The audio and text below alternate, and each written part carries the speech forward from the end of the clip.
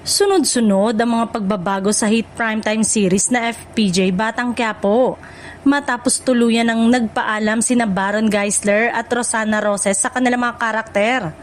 Matatandang naging makabuluhan ang ginampanang papel ng dalawa sa serye, kaya't hindi na iwasang malungkot ang ilang taga-subaybay nang magsimulang magtapos ang kanilang mga istorya sa mga nakaraang episode. Si Rosana Roses, ang gumanap bilang isang matapang at komplikadong karakter, ay nag-iwan ng marka sa mga manonood dahil sa kanyang husay at lalim ng pag-arte.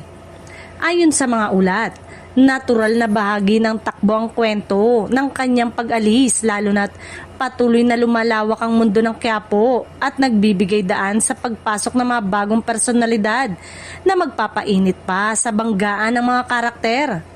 Samantala, si Baron Geisler naman ay matagal na ring itinuturing na isa sa mga scene stealer ng serye dahil dito, bagamat walang detalyadong pahayag tungkol sa eksaktong dahilan kung bakit tuluyan na itong nagpaalam.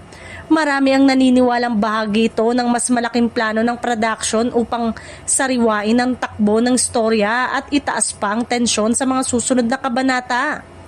Mas lalong umiingay ang balita ng kumalat ang chismis na may bigating kapamilya star na papasok bilang kapalit sa serye. Hindi pa man pinapangalanan kung sino ito. Agad namang umani ng intriga at excitement mula sa fans, lalo na't kilala ang Quiapo sa pagpapasok ng malalakas at veteranong artista na kayang tapatan ang bigat ng mga eksena. Sa kabila ng mga pagbabago, nananatiling mataas ang interes ng publiko sa FPJ Batang Quiapo. Patunay lamang ito na epektibo ang serye sa pagpapanatili ng atensyon ng manonood. Sa bawat pag-alis ng karakter ay may nakaabang na bagong pasabog.